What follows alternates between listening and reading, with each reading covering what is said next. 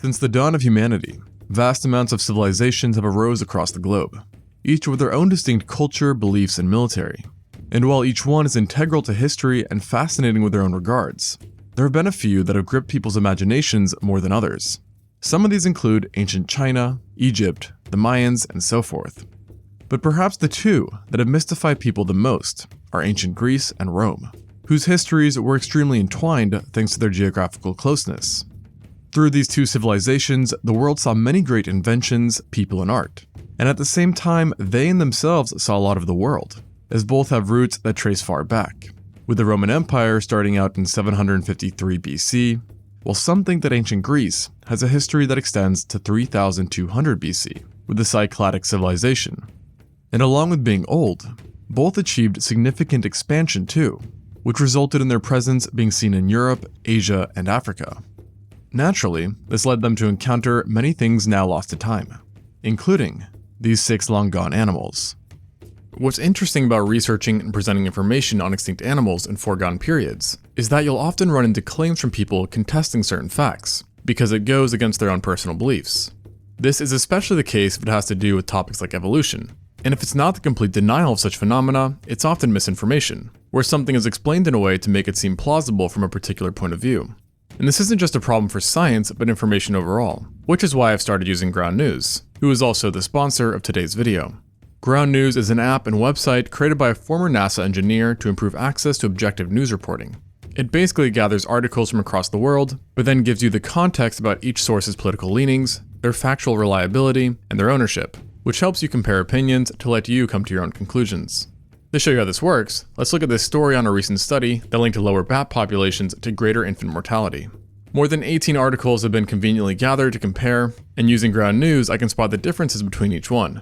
But perhaps the most important thing is that of all the reported sources, 0 are right-wing. This means that if you only read right-wing news, you can miss the story altogether.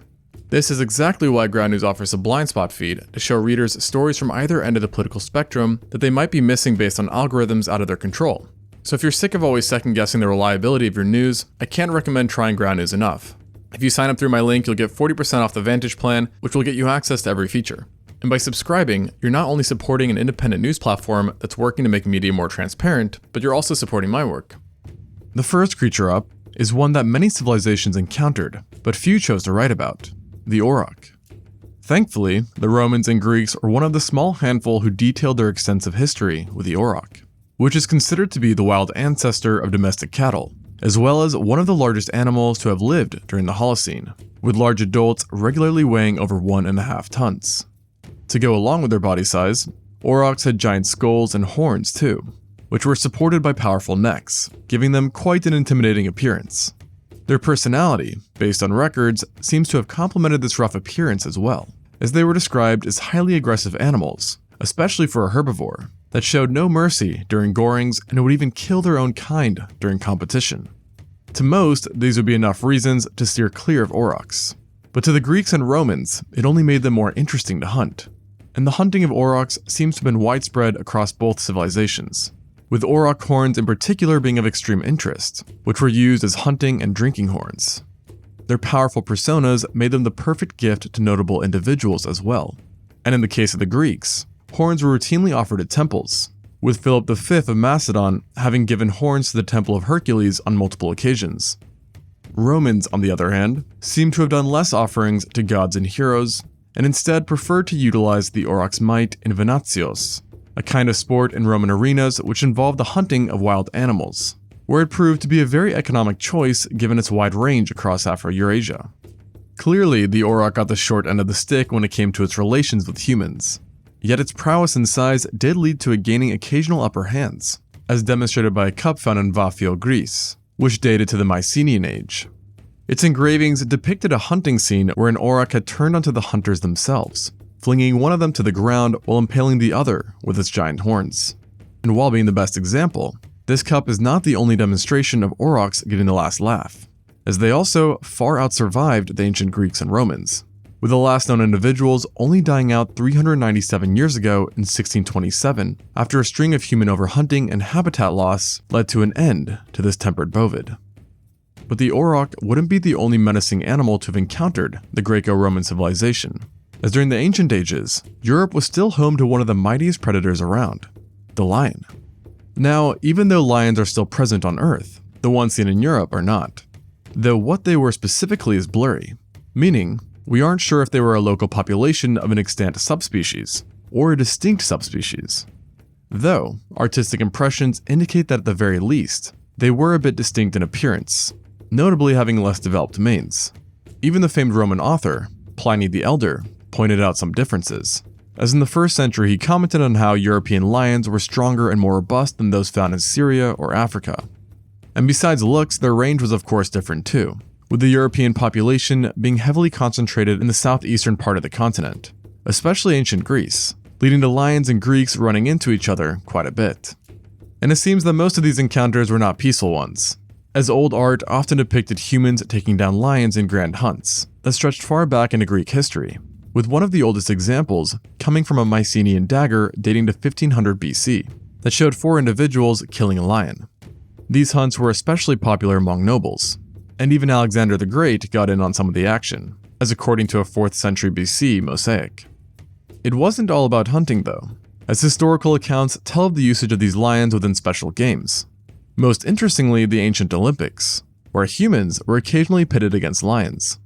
One prominent case comes from the Greek traveler Pausanias, who tells of how Polydamas, a Skotusa, one of the Olympic winners, managed to kill a lion with his bare hands in the 5th century BC, while another lion was apparently killed by a trophy thrown at it while it was running down Mount Olympus. This may make it sound like all Greeks were overpowered terminators, yet other writings suggest that in general, European lions were clearly the top dogs, or cats rather, with Aristotle himself stating that while lions were common in North Africa, they appear to be more of a problem in Greece, approaching towns and preying on elderly people as well as those with poor dental hygiene. So, brush your teeth. And it wasn't just commoners who got the short end of the stick sometimes, as Phalekos, a tyrant of what is today Arta, was allegedly killed by a female European lion after he picked up a lion cub during a hunt. Not even armies appear to have been safe, for when Xerxes of Persia invaded Greece, it's reported that European lions disrupted movement by preying on wandering soldiers and the army's camels. These antics definitely left an impression on the Greeks, and lions became revered for their might, often showing up in art and mythology, with the Nemean lion, who fought Hercules, being probably the most famous mythological lion. The Greeks obviously had a close relation with European lions, but the Romans, despite not living side by side with them, also had their fair share of run-ins, as they were prime choices for exotic animal trade to support their gladiatorial games, with Greece in fact being one of the biggest sources. This had a profound impact on lion populations, and basically all that wound up in Rome never made it out, either being used to fight voluntary armed men or to dispatch people condemned to death by beasts. As a form of execution, it was said that a lion was turned loose on naked and unarmed prisoners, who seldomly put up any meaningful fight. And observers report that frequently a single lion would take out multiple men, with one notable lion even having managed to kill over 200 people. Of course though, if the humans were armed, the lions had a much worse time, and over the course of the Roman Empire, thousands were killed. Pompey alone is said to have killed 600 lions for a single event, and it wasn't even uncommon for emperors to do the killing themselves, with Commodus, for example, having dispatched 100 lions on a single day. Unfortunately, European lions weren't the only ones to suffer, as Romans also had Barbary lions shipped in as well, another extinct feline in the wild. Thankfully, we do know more about this fallen cat, which was a distinct population of Panthera leo, who inhabited the deserts and mountains of the Maghreb in Africa. Modern reports before its extinction say that the Barbary lion was about 37% heavier than modern ones and had large lush manes that stretched from their heads and necks to their bellies. Their striking appearance and size made them one of the more favored spectacles in Rome, where along with games, they were often used in lion baiting, a cruel sport where lions were pitched against dogs. Yet this game may have been more punishing for the dogs, who were almost always outclassed. Lions were also pitched against other exotic animals, and were routinely starved in order to make them more aggressive. And their extensive use has often led to researchers wondering if the Romans had a hand in either the Barbary or the European lion's demise. Most think that they didn't impact the Barbary lion too much though, as they survived well past the Roman Empire, only succumbing in the 20th century after the widespread introduction of firearms. On the other hand, it is widely agreed that the extinction of the European lions may have been their doing, with their quote-unquote games taking out large portions of the population. However, we don't know exactly when they died out in Europe, and the last word on them came during the 2nd century AD, when lions were reported to still live east of the Nestos River in Thrace. The urge of the Romans to acquire exotic animals not only made them frequently encounter lions, but also the other now extinct feline, the Caspian tiger. While alive, this large cat was primarily native to Iran, Mesopotamia, Turkey, the Caucasus, and was partially found in other regions of Asia too, including Afghanistan and China. Studies on its remains suggest that its closest living relative is the Siberian tiger, and the two were remarkably similar, including in size, with Caspian tigers weighing around 240 kilos or 530 pounds. Some individuals even reached exceptional sizes, as one killed in Azerbaijan was reported to measure 11.8 feet or 3.6 meters from head to tail, longer than the longest recorded Siberian tiger. This giant specimen was further described as being equal in size to the local horses. It's said that despite being alike in stature, Caspian tigers differed from their Siberian counterparts by possessing brighter and more uniform coats that grew longer as well. With such size and presumably striking coats, the Caspian tiger no doubt left a lasting impression on Greco-Romans. Yet their first run-in with the tigers wasn't with the Caspian, but rather the still-breathing Bengal tiger, who was first spotted by the Greek physician Ctesias while in India during the 5th century BC. However, he described it as being a manticore, a mythical animal, which he depicted as a feared man-eater that could kill great numbers of men, and was both supernaturally fast and agile. Later Greek historians would go on to generally agree that this manticore was really an exaggerated account of a tiger. And the next confirmed case of another Greek seeing a tiger wouldn't come until 326 BC, when Alexander the Great was presented with tigers in India during his conquests. It's thought that he viewed these creatures with great respect and awe. Yet since he was in India, the large cats were presumably still Bengal tigers, and Bengals would continue to be the main tiger in Greco-Roman history, as they were the first tigers to be displayed in Athens and then Rome in 11 BC, where they were said to have been savage. It isn't until around 43 BC that we get what could have been the first mention of Caspian tigers, after the Roman author Varro seems to have indirectly mentioned Caspian tigers in Armenia, that were feared for their savagery, speed, and up until the point of his writing, had never been captured alive. After this brief mention, not much else is said on the mysterious extinct tiger until 100 years later, in 43 AD, when geographer Pomponius Mela wrote that these extinct tigers were frightfully fast, being so swift that even men on horses were not safe. He also wrote how capturing tiger cubs at that time had become popular, but it was seldom successful given the Caspian tiger's ferocious maternal instincts, that was only quelled if the cub was returned or if the writer managed to enter a heavily populated town. This sentiment was further pushed by Pliny the Elder roughly 35 years later, who said that the Caspian tiger was an animal of frightening speed, equal to a swift arrow, and could overtake even the fastest of horses. He also mentioned that in attempts to outpace tigers, cub trappers would often switch horses to ensure maximum stamina, and yet still, the tiger would catch up. To get an edge, Pliny said that people decided to take multiple cubs at a time, who were then slowly released one by one to slow down the mother tiger, allowing for at least one cub to be taken. Based on other sources, it seems that it was this speed and extreme maternal instinct that made Caspian tigers somewhat of a legend in Greco-Rome, with some even using it as an inspiration for being a good parent. While less reported, it's thought that in addition to being good mothers, Caspian tigers were ambush hunters, who primarily preyed upon deer and pigs, though were not hesitant to go after other animals as well, including other predators, such as jackals and jungle cats. And during winters, it's thought to have turned on livestock and domesticated dogs for calories. Even elephants, namely in Syria, were prone to attacks. But according to this Roman-Syrian mosaic, it didn't always go as planned for the Caspian tiger. Run-ins may also have occurred with the Asiatic lions as well, though the relationship between the two is poorly understood. Overall, the Caspian tiger's traits made it a hit amongst people and fan favorites in Rome, yet they were much more limited than lions, not because of population necessarily, as they were said to be extremely plentiful in the forests of Hyrcania. Rather, they were just very hard to catch, leading to them being a rare sight. Still though, certain Roman emperors were successful at gathering large amounts, with Commodus having killed one himself, and Elagabalus, killing 51 within a day, a record amount according to authors of the time. It's within these games that people further describe the Caspian tiger as being at its largest twice the size of a lion, and so strong that even when tamed, a group of 4 men could not prevent one from attacking and mauling a fully grown mule. Circumstantial evidence seems to also suggest that in forced fights against other animals, the Caspian tiger was quite favored, namely against lions, though no detailed accounts on such fights are known of. Suffice to say though, these tigers' impressiveness left a mark on Greco-Roman society, and they often inspired bravery and courage. Like the Barbary lion, the Caspian tiger seemed to escape extinction during the Greco-Roman period, but it did not make it to the present, with its extinction likely having nothing to do with its usage in the Roman Empire, but rather Russia's colonization of Turkestan. During colonization, the tiger was hunted en masse for its skin or to prevent livestock loss, and with the invention of firearms, its speed was no longer an obstacle. Additionally, much of its habitat was eventually converted to cropland or cleared for settlements, adding more fuel to its demise. And by the mid-1950s, it was critically endangered.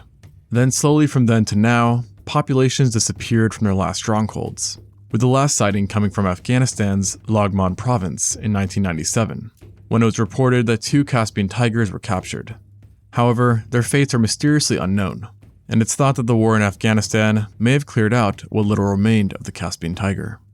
And while gone, its ferocity has given it a respectable legacy. But not every animal has to be fierce to be interesting, and this includes one fascinating, albeit harmless creature that may have been encountered by the oldest Greek civilizations, and that is the dwarf elephant of Tylos. Tylos is one of Greece's many islands, and it was here that fossils belonging to a fairly tiny elephant were located. Studies on the bones suggested that they had belonged to the Paleoloxodon, a now extinct genus of elephant which was composed of over 10 different species, all ranging in size and distribution. Ironically, some species of Paleoloxodon are absolutely giant, with the biggest even being considered the largest known terrestrial mammals. However, certain populations of these giants would occasionally migrate over various land bridges during times of lower water levels, and then find themselves marooned on islands once the water rose again. And on these islands, with limited resources, the elephants eventually shrunk, experiencing insular dwarfism, and soon enough, various dwarf species emerged. These new species made up the smallest elephants ever, with the smallest kind, Paleoloxodon falconeri, sometimes being less than 1 meter or 3.3 feet tall. However, it died out before the Holocene, meaning the Greeks never saw it. Though one type, Paleoloxodon tiliensis, could have been seen, as some individuals were dated to just 1840 BC, making it not only the last known dwarf elephant, but also the last elephant in Europe, period. And this date also puts it within the time frame of the Minoans, and possibly the Mycenaeans, assuming it survived a bit longer than its last fossil. Its range also fits, as Tylos, where it lived, was visited and at least temporarily inhabited by both groups. And while there is no direct evidence of interactions, it's definitely plausible that if they did meet, that the elephant was likely hunted, since large adults were still smaller than small aurochs. There is even speculation that their disappearance was due to human exploitation, with the fact that their population was likely already small given the size of the island. That being said, they might have endured longer than we typically think, as weirdly enough, a mosaic out of Egypt of all places has been cited by some as being evidence for their survival and association with humans. Specifically, an art piece from some time in the 1400 BCs shows a group of Syrians presenting tribute to Egyptians. One of the gifts appears to be a miniature elephant dubbed by certain researchers to represent a dwarf elephant, and thus implying that they were definitely around during the time of the earlier Greeks. Keep in mind though that this claim is very controversial, and many other animals have been proposed to represent this enigmatic animal, including a pygmy mammoth. It's fun to imagine the ancient Greeks running into dwarf elephants, and speculating on their reactions. But what we don't have to imagine is their, or the Romans' experiences with another extinct proboscidean, the North African elephant. This was a distinct subspecies of African bush elephant that inhabited certain parts of North Africa, and is believed to have evolved approximately 11,700 years ago, during the start of the Holocene. Due to its ancestry, the North African elephant was no doubt big, although not as large as its living relatives, with estimates giving it a shoulder height of 2.5 meters or 8 feet, making it roughly 39% smaller than African bush elephants. Nevertheless, its height still made it much bigger than anything the Greeks or Romans saw before. However, like the tiger, their first run-in, at least for the Greeks, came from an elephant still alive, the Indian elephant, which was first seen by Alexander the Great and his army in the early 300 BCs during his time in India. There, he both faced them in battle and was presented with them as gifts. It's thought that he regarded these elephants with respect and awe given their mighty sizes, and very quickly adopted them into the military. The lines are blurry, but between then and 300 BC, the Greeks encountered North African elephants, with the likeliest possibility being that they were met once the Ptolemaic Empire, in ancient Greek polity, was established in Egypt in 305 BC. There, North African elephants became integrated once more into armies through large raiding parties that would conduct wide-scale searches for elephants to be captured, with many coming from the Kushite kingdom. During this time, elephants were considered in many ways as living tanks, and were revered for their size and imposing appearance.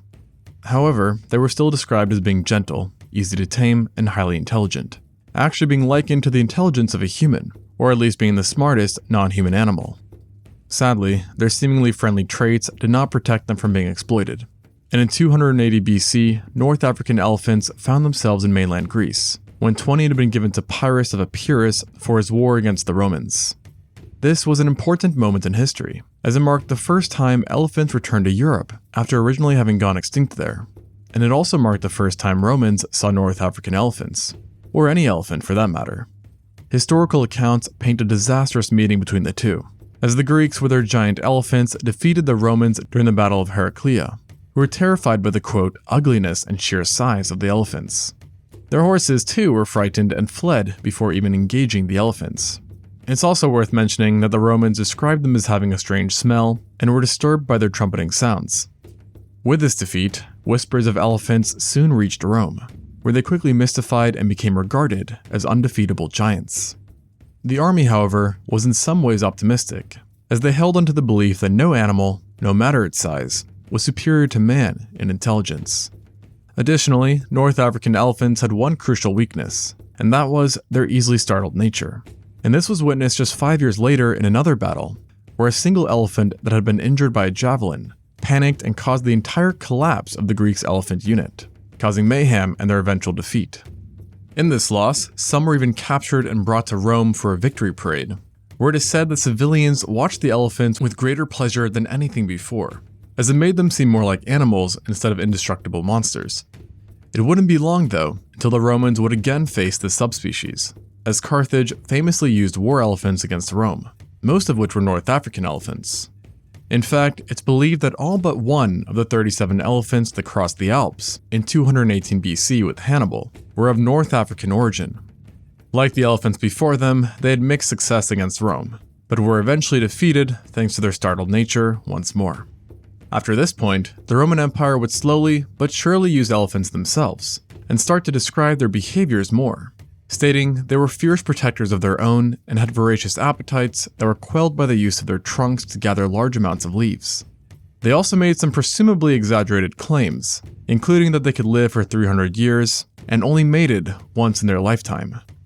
Eventually, North African elephants were being widely used in the Roman military, but were also killed en masse for their ivory. Additionally, these long-gone elephants became extremely popular in the Roman games, as most exotic animals did, and they were regularly pitted against other animals, including each other. They fought humans too, and sometimes did so in 1v1s, which were reportedly the peak of a bestiari's career. Many stories about their usage in the games are known of, but one that sticks out was a battle between a North African elephant and an enraged rhino, in which the elephant achieved victory by apparently picking up a spear with its trunk and blinding the rhino. Unfortunately, while the elephant many times held the advantage, thousands still died, and one emperor himself, Augustus, saw the deaths of over 3,500 elephants during his reign. This extensive use, coupled with hunting, plus their role in war, proved too much for the North African elephant, and it disappeared, going extinct sometime in the 4th century AD. Greco-Roman civilization also saw their fair share of another extinct animal somewhat associated with elephants, and that was Struthiosyriacus, more commonly known as the Arabian or Syrian ostrich. This extinct flightless bird belonged to the common ostrich species, and was found throughout the Arabian Peninsula for the entirety of ancient history. Researchers think that it was extremely similar to the common ostriches alive today, and was only distinguishable by its size, as it tended to be a bit smaller. However, it was still giant by bird standards, with adults being about 7 feet or 2.1 meters tall. What we don't know, though, is when this flightless bird first met Greco-Romans, an issue that isn't helped by its similarity to other ostriches, as it led to historians rarely distinguishing between the subspecies. Therefore, the best bet is that once again, the first ostrich introduced to these ancient civilizations were of the still living kind, and were most likely encountered through Ptolemaic Egypt. Nonetheless, as Greco-Roman influence spread throughout the Middle East, the Arabian ostrich assuredly became a large part of culture, being featured in the Venatio games and being used for gifts, especially its eggs, given their large size. Like others, many Arabian ostriches fell to humans, although uniquely and unfortunately for the Arabian ostrich, it seems that it became somewhat of a goal for people to try and headshot it, given its small and narrow head. And for more bad luck, it seems that out of all the ostriches, the Arabian kind was the preferred one to cook or process, as its meat was softer and its plumes more easily to manipulate. That being said, not all of its interactions with humans were bad, as it did become somewhat of a hit amongst naturalists, who were interested in its almost alienish look and features. Some describe it as having had an extremely powerful neck and was large enough to be ridden, while still being very fast despite its size. Other interesting reports reflect on its voracious appetite, as individuals would supposedly swallow anything they found, and would occasionally even die after eating rather questionable items, mainly man-made ones. Thankfully for the Arabian ostrich, it did not have to worry much about encountering men or their creations, as their range was limited to areas that were deemed by Greco-Romans as unruly, making the ostriches in Africa much easier to import. And this played a large part in the Arabian subspecies survival, as they did relatively fine up until the mid-20th century, when both firearms and motor vehicles were introduced into its habitat. These two inventions essentially took away the Arabian ostrich's only advantage against humans, which was speed, allowing hunters to take out large groups in one go. At the same time, the Arabian Peninsula had been experiencing increased aridity for a while, leading to severe habitat loss. This all culminated with the Arabian ostrich going extinct sometime during the mid to late 1900s, with one of the last sightings consisting of 2 lone individuals who were killed by some hungry pipeline workers in Saudi Arabia. And that about wraps it up, but given the sheer extent of Greco-Roman expansion, there are more extinct animals that could be included on this list, but their stories are for another time. Thanks for watching, and until next time on ExtinctZoo.